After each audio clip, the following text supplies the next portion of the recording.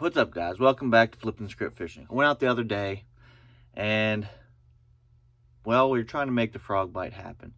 And to be quite honest, it was. The fishing was pretty good. They weren't doing what we were hoping they were doing, but we caught fish. And eventually figured something out to get fish in the boat. However, trying to shoot a YouTube, it was a snake bit day. Right off the bat in the morning, it was cloudy and it was windy, so there was hardly any action. And you can see this all, just mystical almost. The fog raising from the water. It's just beautiful when you're out there and it's doing that. But right off the bat, I was throwing this Alabama rig, and I had some Z-Man swim baits on there. I think they were 4-inch swim baits, and that was in pearl blue. Now, the reason I'm not showing you those is because they were on that Viper rig that is now at the bottom of the lake.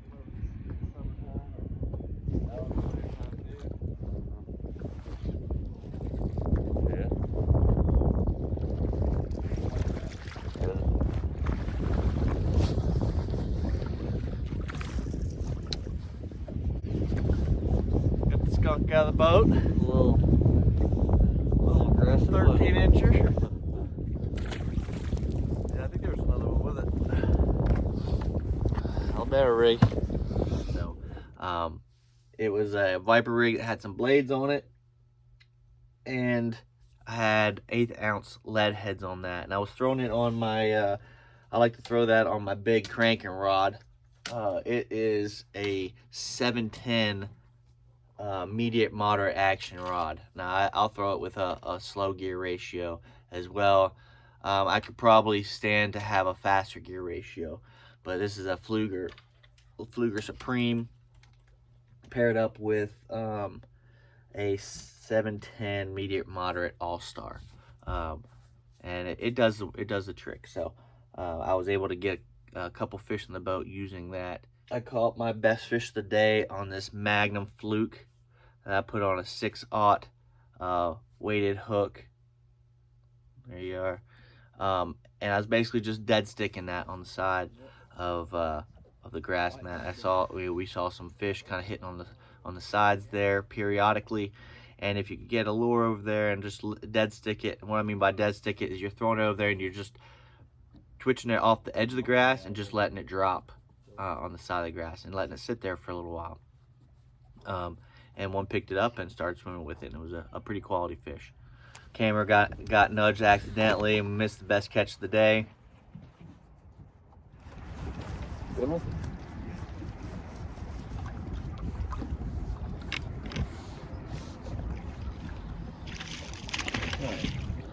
I'm grabbing that.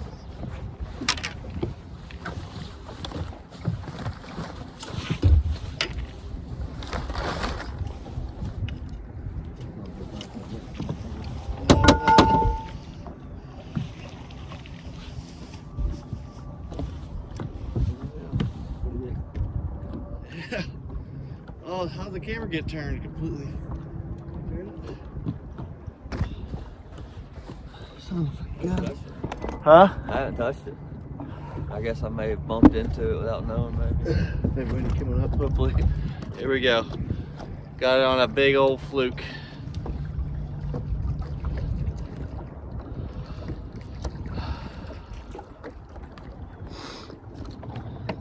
Now I would measure it. Looks like it should be a good 20-incher.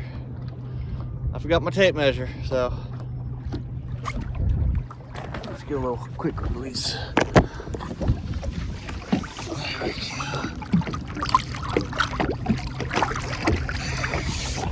All right, I was dead sticking this Magnum fluke in this smoke color. So, all right, let's see if we can find some more. So it was just one of those days, guys. A regular size fluke in more, a white color, but this is also a really good color. It's kind of like a smoke color. They work really well. You can also use just, instead of a super fluke, just a fluke with a little bit smaller hook. That will also work real well. You can't cast them quite as well, but obviously you're going to use a smaller hook than a 6/0 hook. And that was a tip that Tanner had from Talking Tackle had given to me, and I know that I've heard a couple other people using it as well. But yeah, he clued me in onto that, and there it worked. So again, those guys over at Talking Tackle, they know what they're talking about. The rig that I used that fluke on was a 7-foot medium fast action rod, and it's actually a Skeet Reese rod. The reel's seen better days. I probably need to replace it. But the rod's pretty good. I mean, it does well for me with baits like that. I like to throw jerk baits on it, even the soft jerk baits. And one of the reasons why I like to throw this screw lock swim bait hook on these is I get a better hookup. When you just have, you know, an extra wide gap hook and you got it Texas rigged, I don't seem to get a very good hook in those fish. You seem to have to go too big on the hook size in order to get a good hook on them, and these do better for me. You know, that's just the screw lock and the longer swim bait hook I seem to get better hookups. We saw fish schooling more on the edges of the grass, and so Chase started throwing a jerk bait, and he was throwing a Mega Bass shallow diving jerk bait, or shallow running jerk bait. And I think there was a little bit of chrome on it, so there's a little bit of flash. And when that sun came out a little bit, that seemed to be the key, and got a lot of strikes. We got a ton of strikes from Skipjack. I think he caught some little stripers, little yellow bass, small largemouth on the edge of the grass. The fourth baby we've caught on the jerk bait. First bass. They're definitely reacting to it. Yep. First cast picked up again.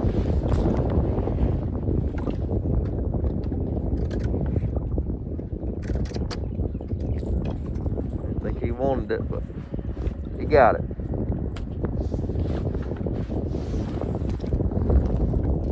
Digging. Of course, those skipjack, they'll hammer it and they'll seem to throw it every time. But you really gotta lighten up on your drag with those when those skipjack hit. You know, they're good bait. You get it, and you know what? They're fun to fight. They're fun to catch because those things will jump out of that water and they will go nuts. He actually had one on that was big. I mean, it was a good size one, and but you know, it ended up coming off, and but yeah, I mean, he definitely found that they were keyed in on that jerk bait.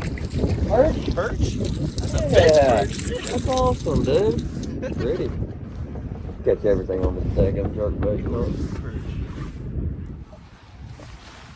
Decent sized perch on the Vision 110 Junior. Bloodied up.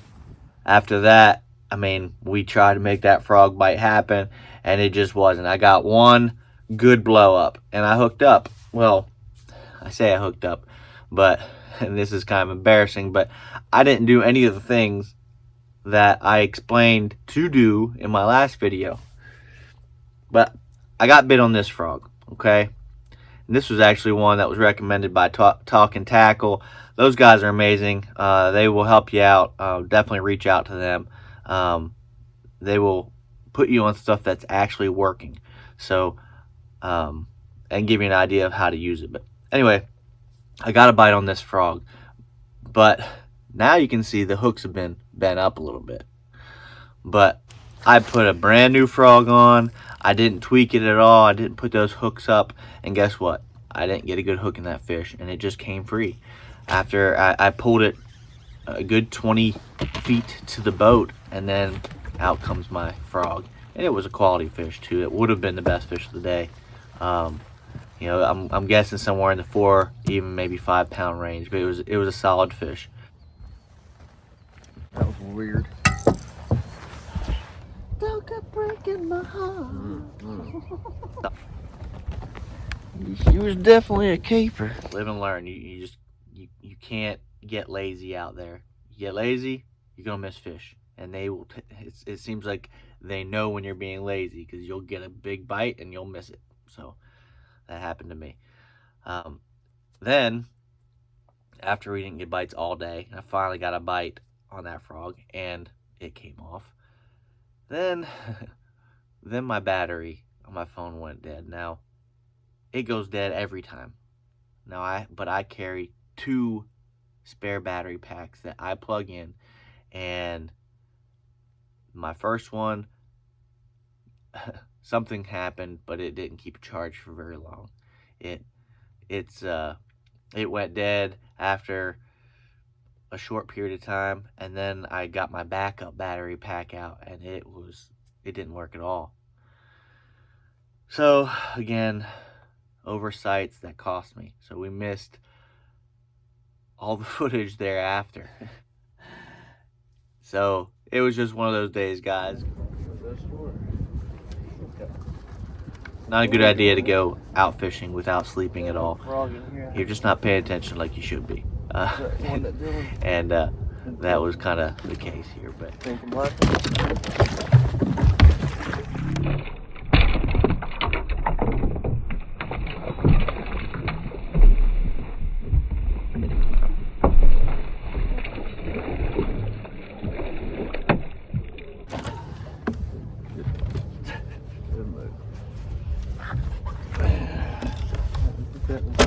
I looked up here, I saw the strap was there, so I thought it was good. I dumped it right off into the stinking thing. it was just one of those days, guys. Kind of snake bit. We kind of scrapped that whole deal and we went and did something else just to get some bites and get some fish in the boat.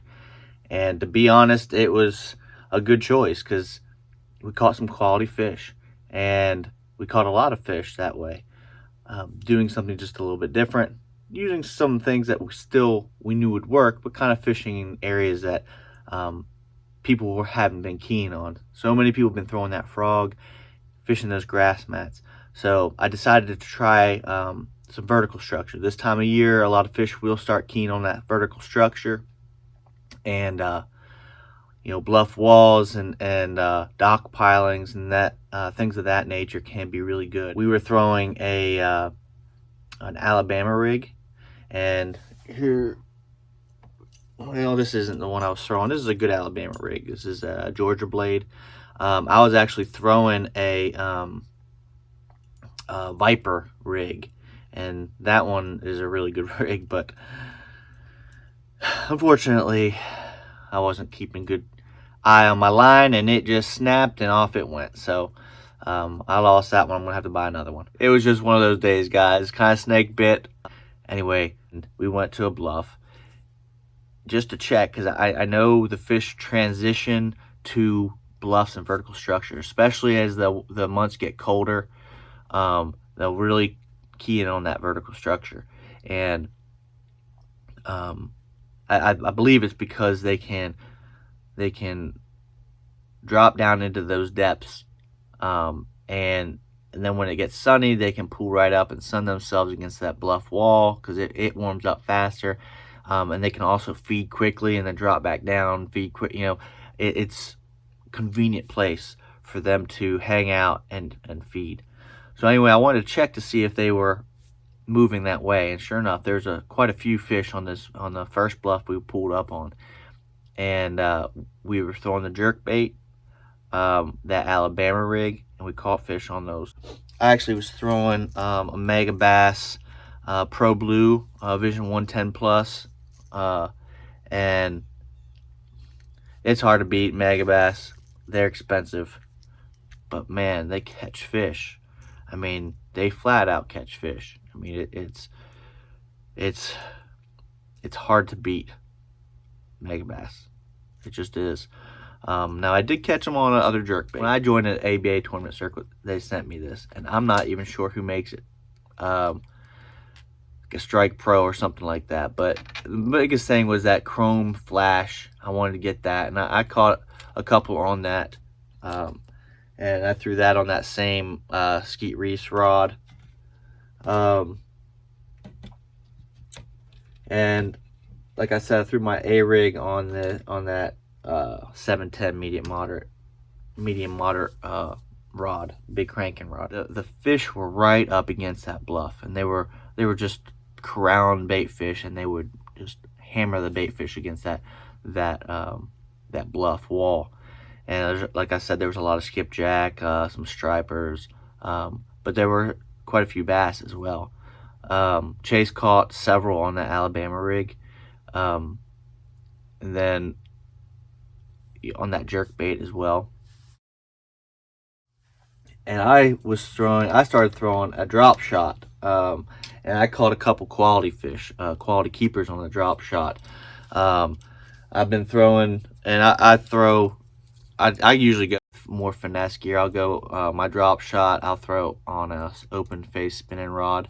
This is a Fluger Tryon with a Daiwa Laguna. It's a 6.5 foot medium action rod. I have braided line with a I believe this might actually be a 12-pound test fluorocarbon leader. I usually go with 10-pound fluorocarbon leader, but sometimes I'll go bigger than that. Depends on the how aggressive those fish are. But I actually ran out of my drop shot weights, and I want to show you this because it actually works really well. All I did was tie a swivel on. Okay, so I put a sinker on my line, a regular bullet weight sinker for a Texas rig, and then I tied a little swivel on the bottom, and then see, so it works. I mean, I can use that and works fine as a drop shot. So something to try if you don't have those little handy drop shot rigs, drop shot weights. Anyway, my bait of choice that I got my bites on, and here it's been hard to beat these copper red drop shot shad. This is a shimmer shad that she made recently. You see those are beautiful. The size is right, the color is right, and I caught a quality fish on that. I also threw this Dirty Glacier a little bit. Caught a couple on that as well. The better bites came on these. So, but both of those here lately, when it's warmer, I caught a ton on the green pumpkin blue, and now that it's gotten a little bit colder, and they're not on the bottom, they're more suspended, and closer to the surface. I've been getting bites more on these shad colors. Those have been amazing. So I've had a hard time. This year, drop shot's been good to me. I've caught a lot of fish on it, and I think it has a lot to do with that she's been making these baits for me, because in the past I've just been throwing all kinds of different things on there, trying to figure out some good stuff, and nothing's been consistent like those. We fished that until it got dark, and we caught it. Saved our day. Before that point, I mean, and we fished probably 6 or 7, maybe even 8 hours, trying to get that frog bite going, and that day it just wasn't. I think with more sunny days, I think is best in the cold months for this frog bite. And this day it was windy and it was cloudy, and it just wasn't happening. Once we abandoned trying to make that frog bite work, and we went and just fished, we found fish. We caught lots of fish, and it saved our day, really. Before that, we'd had, I think, just a handful of fish in the boat. So sometimes you just gotta fish. You just gotta go out there and look at the signs, see what they're feeding on, see what their activity is, see what they're holding to, and just make decisions accordingly. I think too often fishermen go out there trying to make them do something, and bass don't play that game. They do what's convenient at the time and do what's comfortable at the time.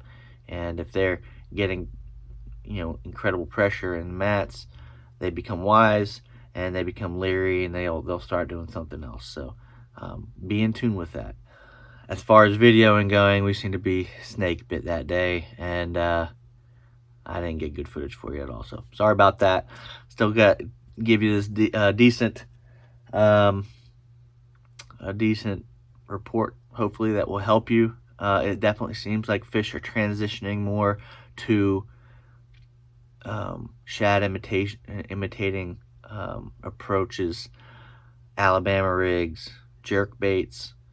A lipless crankbait bite is going to be really good here soon, and probably just a single swim bait. You know, a little single swim bait, 4-inch deal on a lead head probably get you a lot of bites, especially if you come up on a school. You throw that or an Alabama rig in there, and you can stand to have a really good day. Get out there, have some fun, hit some grass edges. Don't discount that frog bite, especially to get a bigger bite. But don't don't